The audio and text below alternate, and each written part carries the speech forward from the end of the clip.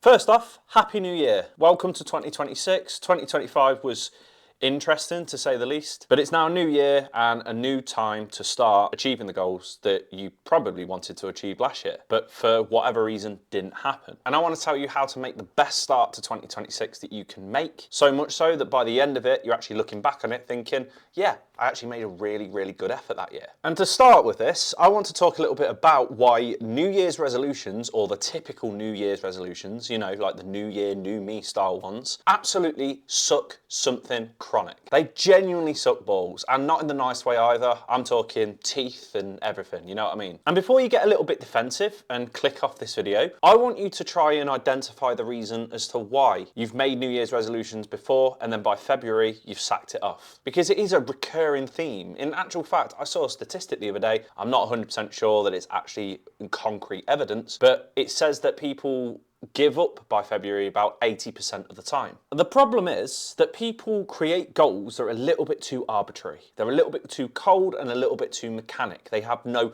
emotion attached to them. They start the new year and they think, cool, awesome, I want to lose weight this year. I want to get fitter. But the thing is, that's not a goal. That's a vibe. How much weight do you want to lose? By when? How are you going to measure your fitness? You can't just go into the year and think, I want to lose weight, and then be pissed off that you haven't lost 10 stone or whatever it is by March time because you didn't set yourself a specific goal with a specific metric and a specific time frame. Your body doesn't give a fuck about vague intentions, nor does your motivation. Let's break this down a little bit. You say, I want to lose weight this year. Cool, then what? What happens when you successfully lose weight? What does your life look like when you've actually done it? Are you going to be able to do things which you cannot currently do now? In actual fact, what happens when you successfully lose weight by February, March time, but you're still feeling depressed, you're still feeling unconfident, you still can't go out in certain outfits because you feel self-conscious? Have you actually achieved success after that point? Of course not, because the problems which persisted before you started your New Year's resolution are still persisting now. Because you can lose weight, but you can still feel like absolute shit. You can still feel unconfident, you can still feel unhappy, you can still feel self-conscious wearing certain outfits. There's no direct correlation between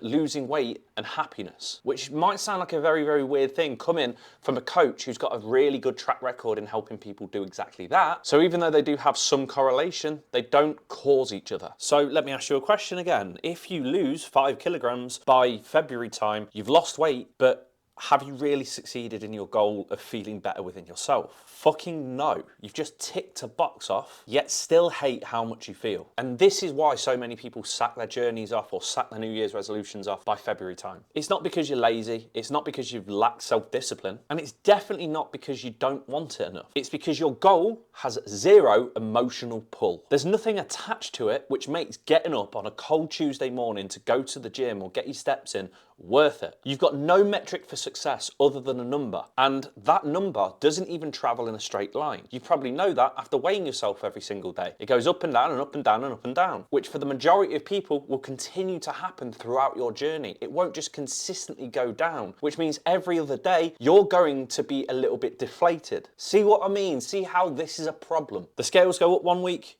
you panic. If it stalls, you assume that it's not working. If it goes down, sure, you feel relieved, albeit briefly, until the next day. Then motivation completely disappears because there's nothing tangible, personal, or emotional behind the goal. Now let me give you a little bit of a comparison. Goal 1 is I want to lose weight. Goal 2 is I want to be able to walk into a clothing shop, pick a dress up off of the rails without asking for a special size. Or I want to wear a bikini in the summer without feeling self-conscious. Or I want to feel good having sex with the lights on. Or I want to go to social events, get pictures taken without worrying about what I look like. Now be honest, which of these two sets of goals actually has some emotional pull and which actually drives you and impacts you even more? Exactly. I don't even need to answer that question for you to know which one. Because the second lot of goals aren't necessarily just about weight loss. Weight loss is just the byproduct of trying to achieve them. The real goal is confidence, positivity, comfort, feeling like yourself again. And that's what actually drives consistency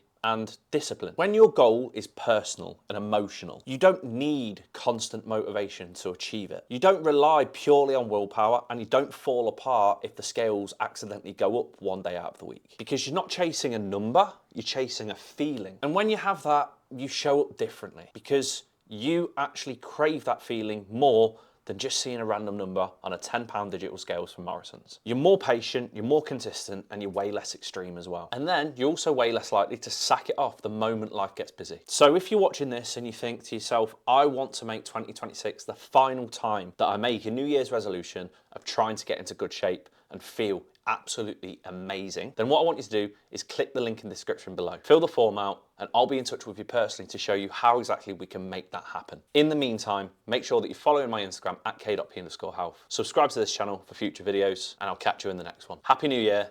Peace.